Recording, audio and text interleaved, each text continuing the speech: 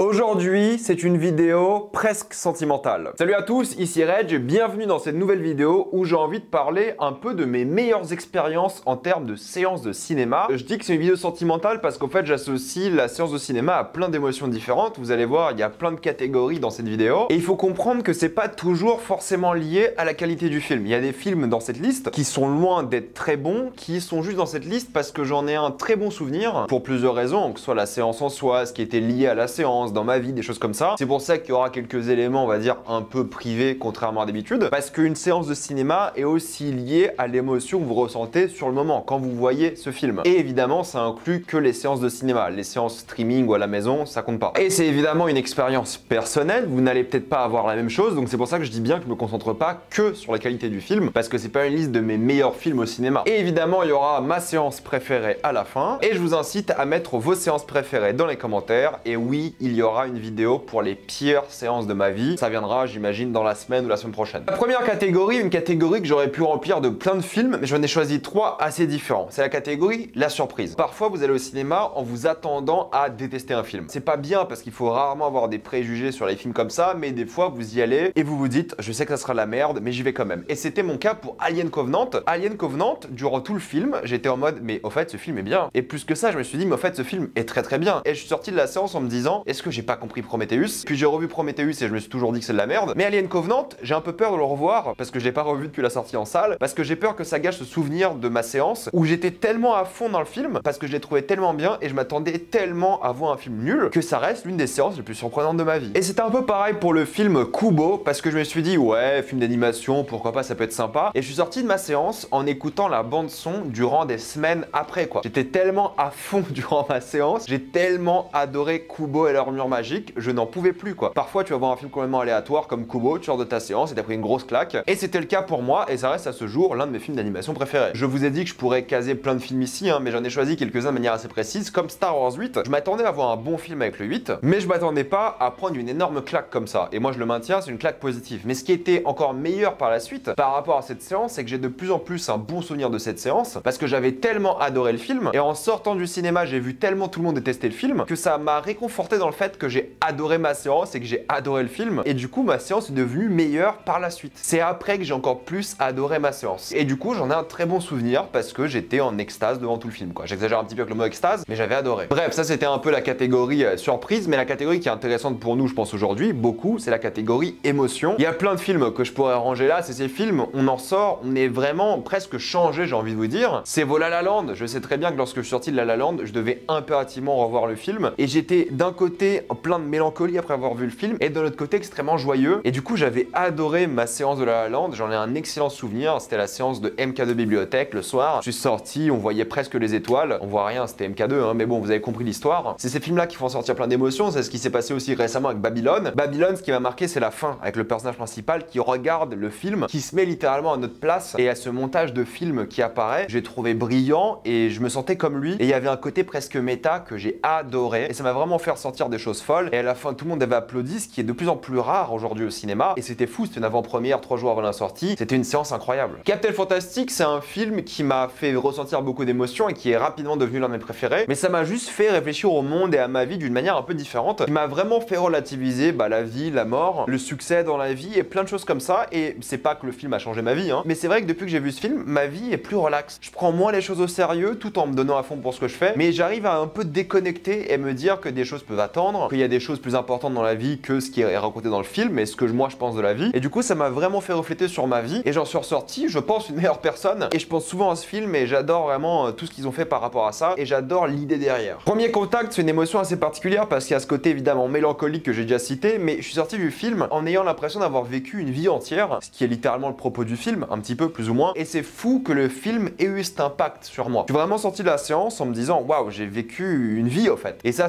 arrive dans plein d'autres films évidemment, mais c'est le premier qui me vient en tête parce qu'il y avait cet élément de SF où ça m'a surpris que ça aille dans cette direction. En fait, la fin m'avait tellement surpris que ce sentiment de waouh, j'ai vécu quelque chose de fou est arrivé un peu plus tard et j'en ai un très bon souvenir. Bon, je pourrais citer plein de films comme Premier Contact, mais c'est le premier qui m'est venu en tête quand je faisais cette liste. Coco, c'est peut-être l'un des derniers films au cinéma qui m'a brisé. Le film n'est pas fondamentalement triste, jusqu'à littéralement la dernière scène qui sort de nulle part, et là je me suis effondré. C'est la surprise, je pense, qui m'a surpris plus qu'autre chose, et qui m'a fait pleurer comme une mauviette au cinéma. C'était tellement surprenant, et d'un coup, grâce à une scène tellement touchante, touchant et tellement surprenant que ouais, j'ai craqué. Drunk, pareil, c'est un sentiment un peu différent. C'est le sentiment où je me dis, je serai toujours jeune, je pourrais toujours m'amuser, je pourrais toujours aller boire des verres. Et en plus, il est arrivé à un moment plein Covid. C'est-à-dire que Drunk est le dernier film que j'ai vu avant le deuxième confinement et c'est le dernier film que j'avais au cinéma pendant un long moment quand même. Et le fait que ce soit celui-ci, j'ai adoré. Le fait que ce soit une ode à la jeunesse et à la fête, qui soit mon dernier souvenir cinéma avant Covid, c'était magnifique. Et Cold War, qui est devenu mon film préféré de tous les temps, on va dire presque à égalité. La fin m'a dévasté, j'ai failli tomber en dépression après la fin du film. C'était tellement puissant et pareil, je pense arriver à un moment dans ma vie où ce film-là m'a mis une énorme claque et m'a bouleversé. Et depuis, je pense que c'est devenu mon film préféré. Enfin, voilà, j'ai pas réussi à trouver mieux depuis quoi. En termes d'expérience cinéma et d'émotion, ça m'a dévasté. Je suis sorti de la salle et c'est très rare que ça m'arrive, complètement déprimé. Mais pour mettre un peu de joie dans tout ça, c'est vrai qu'on va aussi au cinéma pour le waouh, le grand spectacle. C'est ça aussi qui nous intéresse. Alors là, des films, j'en ai plein. Mission Impossible Fallout, la vision qu'ils avaient de Paris était folle et tout le film était fou, surtout sans rentrer dans les détails. Il y a une scène à la fin où l'écran devient tout blanc et t'as l'impression que c'est la première fois que tu respires durant le film. Je me rappellerai toute ma vie. Pacific Rim, au moment où le Jaeger prend le bateau pour taper un kaiju avec, j'en ai encore des frissons et juste à y penser, c'est un des plus grands moments de blockbuster de tous les temps. Ce moment-là, il est à jamais ici, tellement qu'en voyant cette scène, lorsque la scène s'est achevée, je me suis direct dit, il faut que je retourne au cinéma pour voir cette scène sur grand écran. Gravity, je vais pas rentrer dans le détail, mais c'était une expérience qui m'a presque donné envie de vomir, tellement c'était immersif et qui faisait tourner la tête dans tous les sens, mais d'un bon point de vue. C'était dingue, rien à dire, c'était genre l'immersion la plus totale. Et si on parle d'immersion totale, il y a Avatar, le premier vrai film que j'ai vu en 3D, mais j'ai pas beaucoup de souvenirs d'Avatar 1. J'ai vu au cinéma comme tout le monde à l'époque, mais c'est vrai que c'est pas le film qui m'a marqué à l'époque. Avatar 2, par contre, retourner sur Pandora, maintenant que j'étais un peu plus un adulte. Avatar 1, j'avais quoi, 12 ans. Avatar 2, là ouais, là j'ai compris en fait la force d'Avatar de Pandora. J'étais vraiment dedans pour, j'ai l'impression, toujours. Excellent souvenir, vraiment. Un qui est peut-être un peu sous-côté en termes d'immersion que j'avais adoré, c'est le premier Godzilla, enfin le premier, vous avez compris, hein, du reboot. L'ambiance en salle était folle, tellement qu'à la fin, presque les gens applaudissaient quand Godzilla faisait ce qu'il faisait. Et il y avait un mélange entre l'immersion folle et en même temps la hype, on en parlera après sur une autre catégorie, ça, qui ont tellement bien marché pour moi dans ce film que j'ai adoré ma séance. Mad Max Fury Road, je savais que je devais aussi revoir ce film lors de la scène de la tempête de sable. J'ai vu ça au cinéma, c'est figé à vie ici. J'ai fait ouais, il faut que j'y retourne. Et ouais, Mad Max Fury Road, je l'ai vu 3 fois, comme Pacific Rim, hein, je les ai tous les deux vus 3 fois, juste pour ces scènes-là, quoi. Même si les films sont d'après moi incroyables. Midsommar, c'est peut-être l'expérience horreur, entre guillemets, la plus forte de ma vie au cinéma, parce que c'était l'horreur en plein jour, et ça, je m'en rappellerai toute ma vie au cinéma. J'ai pris un gros waouh d'avoir vu un film comme ça au cinéma. En plus, c'était en plein été, il faisait super beau, je l'ai vu en août, je crois, ou je sais plus quand il était ce qui est sorti. C'était trop bizarre de voir un film d'horreur aussi éclairé à ce moment-là, et je m'en rappellerai toute ma vie. Je suis sorti de la séance, pareil, c'était MK2 bibliothèque à l'époque, et j'ai vu le soleil, j'ai fait waouh, en fait, c'est fou. J'étais en Suède il y a 2 minutes. Et Parasite, j'ai pris un gros waouh aussi parce que je suis sorti de la séance, et même durant la séance où je me suis dit, je viens de voir l'un des plus grands films de tous les temps. Il y avait aucun doute là-dessus. Je savais en sortant de la séance que ça allait être l'un des plus grands films de tous les temps. En tout cas, c'est comme ça que je m'en rappelle. Il y a des films, tu sais que t'en sors, tu dis ok, ce film-là, personne va le détester. C'est un chef-d'œuvre incontesté et on va s'en rappeler pour toujours. Pour parler un peu de la hype, parce que c'est une catégorie où il y a peu de films, mais il faut parler de Creed 1 et 2. Pourquoi je cite ces films? C'est que ces films-là, je trouve, surtout ceux-là, parce que c'est les seuls que j'ai vus au cinéma de la saga, à chaque combat final, les gens dans la salle étaient chauds bouillants, quoi. Les gens voulaient se taper, mais pas comme on a vu dans les séances récemment, hein. Les gens avaient le sang chaud et voulaient voir Adonis gagner. Et j'ai adoré un peu l'ambiance parce que je sentais qu'il y a des gens qui disaient des choses, mais sans le vouloir. Il y a des gens qui lâchaient un aller, mais presque naturel, comme si tu regardais un vrai combat de boxe, et j'ai adoré cette ambiance. No Way Home, la vérité est que, bah oui, l'apparition des Spider-Man était impressionnante au cinéma. Les applaudissements, on se croyait aux États-Unis pendant un moment, ce qui est un truc cool que j'aime bien de temps en temps, mais pas dans tous mes films. J'étais à la séance du matin à l'UGC Cinécité Lille à 9h30 ou 10h30, j'ai même plus, et les applaudissements sont arrivés d'une petite salle, mais tout le monde était en feu, et je suis retourné voir le film le soir même, il y avait toujours autant d'applaudissements, c'était une dinguerie, j'avais jamais vu ça dans un film. Les gens s'attendaient à applaudir en fait, les gens s'étaient préparés à applaudir. Tellement le film avait hypé ces Spider-Man sans les montrer, les gens savaient qu'ils devaient applaudir et tout le monde était à fond et j'ai kiffé. Et si on parle de Marvel, hein, évidemment, Infinity War, la fin, il y avait un silence de fou dans la salle. C'est la première fois que ça fait ça dans un Marvel, mais si on doit parler d'une scène mémorable, culte, où il y avait moins d'applaudissements que No Way Home, mais je pense que No Way Home a préparé le terrain, c'était le moment évidemment où Captain America récupère le marteau et ensuite les portails qui s'ouvrent et tout le monde qui revient à la vie. Surtout cette scène-là, je pense qu'elle a marqué vraiment une génération. C'était, je pense, la culmination du MCU à ce moment-là et tout le monde l'a compris et c'était un moment tellement dingue à partager en salle avec des fans de cet univers et c'était le climax d'une saga incroyable. Enfin, pas forcément la saga incroyable, mais ce moment-là, c'est un moment, je pense, et vous l'avez cité encore commentaire hein, quand j'ai demandé sur les réseaux sociaux, un moment intégral de la vie des gens qui ont grandi avec le MCU, dont je fais partie. Et il y avait un mélange d'applaudissements, de silence, il y avait un peu tout, c'était assez dingue dans la salle. On était tous dedans et on avait adoré et on était prêts pour le combat final. Il y a des séances que j'avais tellement adoré juste par l'anticipation que j'avais par rapport au film. Le film que j'avais plus attendu à l'époque de ma vie, c'était Dark Knight Rises. Et je me rappelle très bien la première fois qu'on voit Batman arriver dans ce tunnel avec sa moto, j'avais tellement attendu le film, j'avais des frissons de fou et je m'en rappellerai toute ma vie quoi. Juste ce moment-là, ça fait des années t'attends ce Batman, tu vas voir au cinéma, t'as des frissons de malade, dinguerie. Et Star Wars 7 aussi, je l'avais beaucoup attendu et je sais que je suis sorti du film très satisfait et j'étais content parce que je me suis dit ouais, Star Wars est de retour, même si évidemment c'était un remake et des choses comme ça. Je suis sorti de la salle en me disant ouais, Star Wars is back et ça va être fou ce qu'ils vont faire avec. On sait ce qui s'est passé par la suite. J'ai envie de parler un peu de quelques séances spéciales dans ma vie, dans le sens où il y a Ad Astra que j'ai vu au Royal Monceau, un hôtel dans lequel j'irai probablement plus jamais, dans des fauteuils extrêmement confortables avec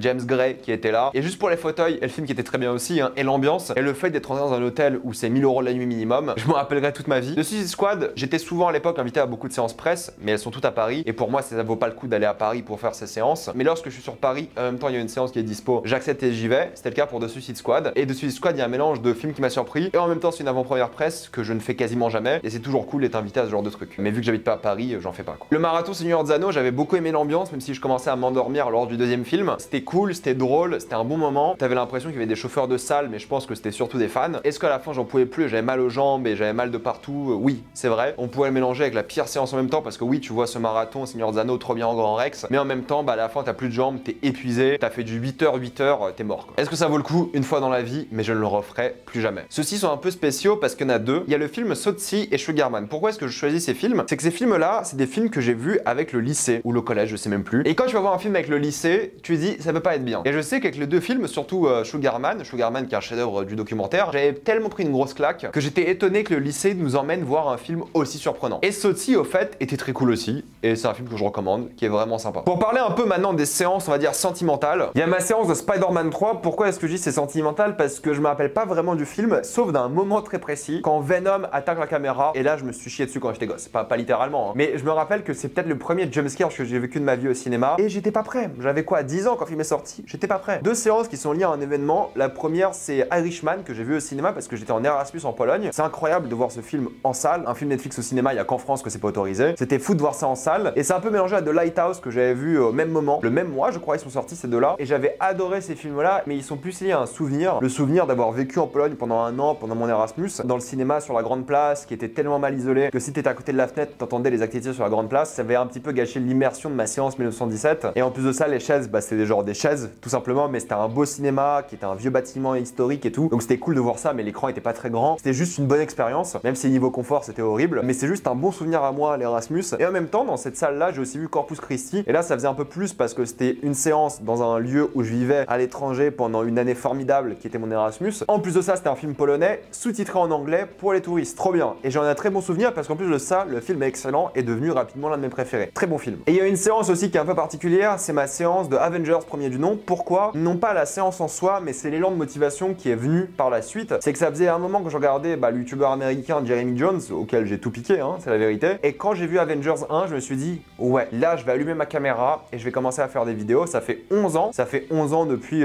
quelques semaines d'ailleurs. C'était fin avril, lors de la sortie du Avengers, hein. Le jour J ou le jour d'après, j'avais posté ma vidéo. Elle durait 3 minutes, il y avait plein d'extraits, je disais probablement rien. Elle a été supprimée de YouTube à cause des extraits justement. Mais c'est la première vidéo cinéma série que j'ai postée sur la chaîne en 2012. Et du coup, c'est pour ça que c'est ma meilleure séance et elle est un peu sentimentale, c'est que c'est ça qui m'a fait lancer ma carrière entre guillemets YouTube et qui m'a accompagné pendant 11 ans de ma vie déjà. Ça va bientôt m'accompagner pendant la moitié de ma vie. Me dire que ça fait 11 ans que je fais des vidéos YouTube, plus ou moins régulièrement, c'est assez fou. Et la meilleure séance de ma vie, là il y a un mélange de sentimental, de waouh, de surprise, de tout. Elle est assez récente, je crois qu'elle date d'il y a 1 an et demi. C'est la première fois que je suis allé voir un ciné-concert. C'est le ciné-concert de Gladiator. C'est évidemment l'un de mes films préférés de tous les temps. J'avais entendu de bonnes et mauvaises choses par rapport au ciné-concert, mais j'avais compris que j'allais adorer chaque seconde. Parce que le film commence avec une bataille, et cette bataille, la voir jouer avec un orchestre symphonique, j'étais au paradis. Et c'est là que j'ai compris que cette séance va être incroyable. J'avais des frissons, toute la séance est folle, les scènes d'action sont dingues, la musique, les chants lyriques à la fin, c'était une séance de fou. Il y avait tout qui était parfait. L'un de mes films préférés, la musique live qui était ultra impressionnante et super immersive, les places qui étaient plutôt bonnes en plus de ça, c'était une expérience de fou. J'étais, je crois, pendant 2h40, je sais pas ce qu'on a dit du film, immergé dans un film comme je ne l'ai jamais été. Et c'est étonnant parce que l'immersion aurait été gâchée par la troupe qui joue en bas, mais j'étais tellement concentré sur le film et en même temps sur la musique et tout, mais le son, enfin c'était un truc de fou. J'ai jamais vécu ça. Je suis retourné voir des ciné-concerts après, les 2 tours par exemple, mais c'était pas la même chose parce que Gladiator c'était ma première expérience de ciné-concert. C'est tellement impressionnant, tellement fort, tellement puissant, tellement unique, tellement inattendu, tellement waouh aussi, tellement grand spectacle. C'était tellement du grand spectacle que je me rappellerai toute ma vie quoi. C'était un moment vraiment, j'ai fait waouh. Un film avec 250 artistes ou je sais plus il y en avait combien, qui chantent, qui jouent de la musique, incroyable. Et si vous avez l'occasion d'aller voir un film que vous adorez, qui peut être je pense musicalement impressionnant au cinéma, en ciné-concert, allez-y, ça vaut le coup. Je sais pas si je y retournerai parce que j'ai jamais retrouvé, après j'en ai fait que 2 des séances, ce waouh avec les 2 tours, mais peut-être plus tard, une autre séance de ciné-concert va me faire retrouver la magie de la première fois. Après, je sais qu'elle est inatteignable, mais c'est pas grave, c'était quand même une séance vraiment spectaculaire, et si vous pouvez aller voir un ciné-concert, honnêtement, je vous le conseille. Voilà, c'était ma liste, une vidéo qui s'est un peu étirée, j'avoue, mais mettez-moi dans les commentaires ce que vous en avez pensé, quelles sont les meilleures séances de cinéma de votre vie. Comme d'habitude, mettez-moi tout ça dans les commentaires. Pensez à vous abonner à la chaîne pour plus de vidéos, mettez un j'aime, ça aide beaucoup la chaîne. Suivez-moi sur tous mes réseaux, et avant de quitter cette vidéo, pensez à utiliser le lien dans la description, dans le commentaire épinglé, tout ça pour 2,03 € par mois, plus 4 mois gratuits. Foncez sur l'offre, et moi je vous dis à la prochaine fois. Salut à tous.